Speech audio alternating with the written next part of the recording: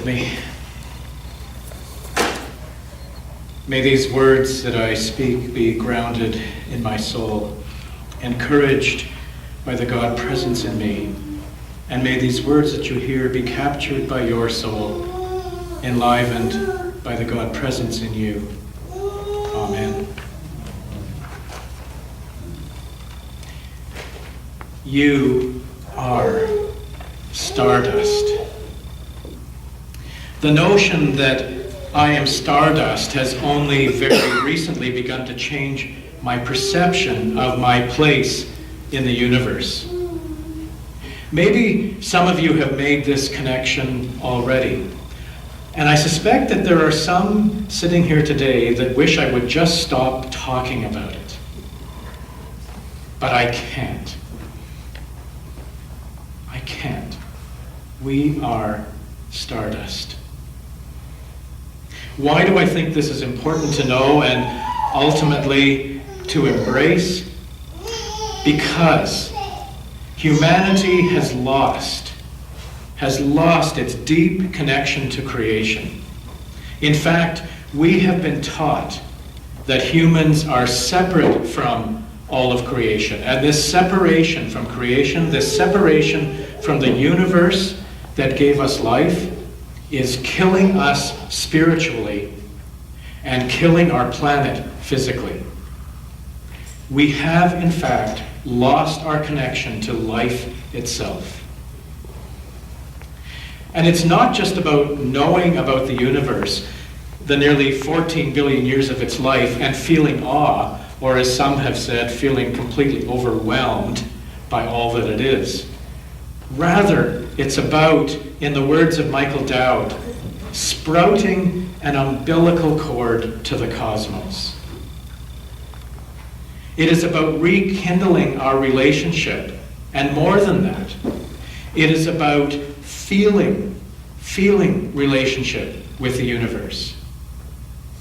We are stardust, and it is increasingly important that we know this and learn to live differently because of it. I want you to look at this slide. The image, which shows remarkable similarity between a human brain cell and the universe, is more than coincidence. This is how deeply we are part of the cosmos. Each cell in our brain is a miniature replication of the immeasurable and incomprehensible universe. In truth, you see, we are only separate from other creatures, separate from the earth, separate from the sun, separate from the solar system, the galaxy, and beyond. We are only separate because we think we are separate. It seems to me that we desperately need to rethink this relationship. As I said in our holy conversation this past week, in some ways being human, being part of this species called human, is both a blessing and a curse. We are blessed with this incredible ability to consciously observe the world around us, to even observe ourselves, our own behavior in the world.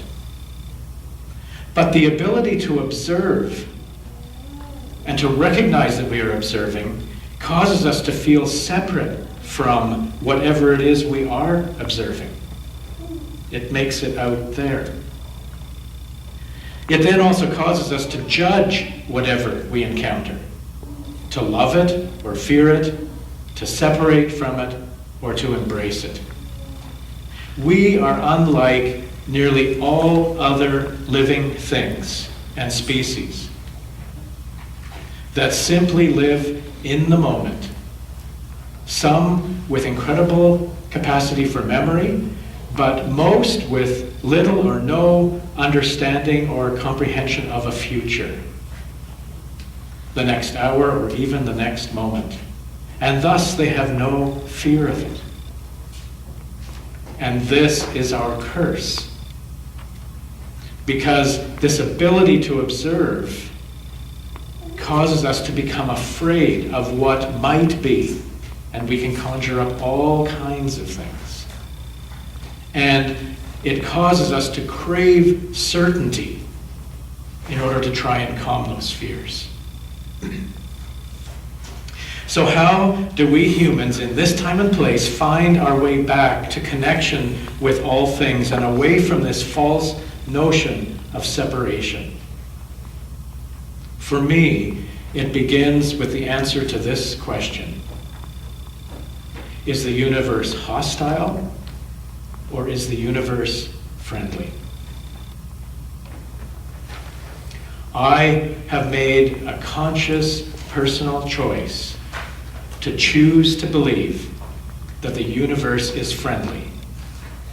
And I don't take that position on some random, blind, uninformed faith, but rather from my ongoing observation of this evolving universe. A friendly universe does not mean that it is without pain and suffering and loss and death. But a friendly universe does mean that it is formed by and exists within a spirit of great love. Of great love. For me, the Old Testament mystics got it right when they acknowledged that there was a deep wisdom in all of creation that existed even before anything else came into being. For me, that deep wisdom is great love. The mystery, the source, the spirit, the energy that existed before the universe. It is the mystery, the source, the spirit that yearned for expression so deeply, that this universe was birthed with a tremendous bang. It is the mystery, the source, the spirit that has been on a 14 billion year old journey of evolving cooperative change. Always towards more beauty and towards more justice. The very expressions of love. It is the great love that lives at the heart of all of life, at the center of all joy and all suffering, of all life and all death. And for some of us, in communities like this, we call that great love God, for better or for worse. I am not sure there is any way to grow an umbilical cord to the cosmos, to be in deep, loving relationship with the universe, if we cannot first believe that love is the heart of it all. Otherwise, what is the point? Relationship is key. The entire universe exists because of relationship. Richard Rohr, who many of you know, a Catholic priest, mystic, and who I would call an earth scholar, says this: science is now able to affirm what were for centuries highly suspect intuitions of the mystics. We now take it for granted, and even probable, that everything in the universe is deeply connected and in foundational relationship. Even, and most especially, light itself, which interestingly enough is the first act of our biblical creation story.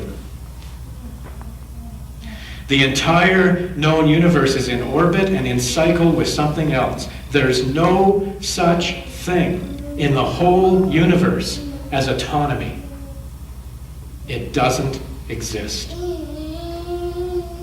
That, he says, is the illusion of the modern individualistic West, which tries to imagine that the autonomous self is the basic building block and the true seer.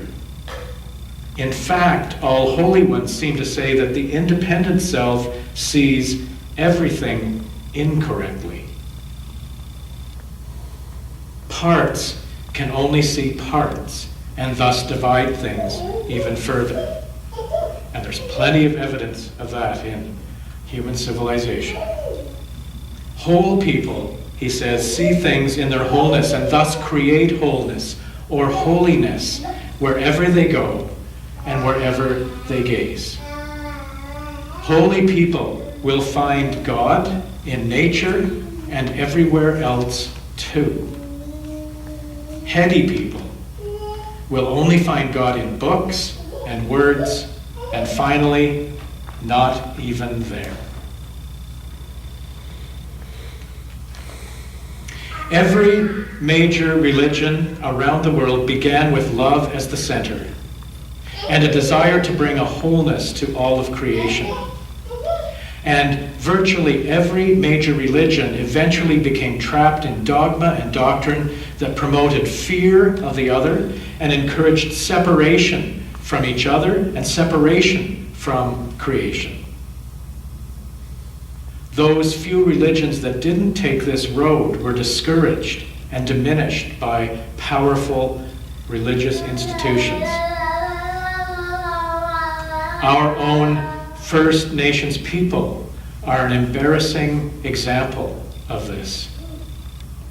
We have much we could learn about relationship from our First Nations brothers and sisters, and about what it means to be part of creation and not separate from the earth, not separate from its creatures, not separate from all its life forms.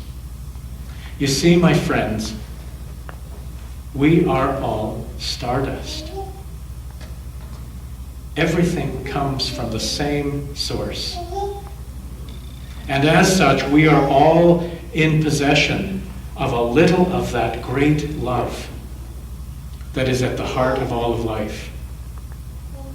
May our own stardust-born love move us to see that we are one with all things and grow in us an umbilical cord to the cosmos, a sign of deep, deep, loving relationship with all that is.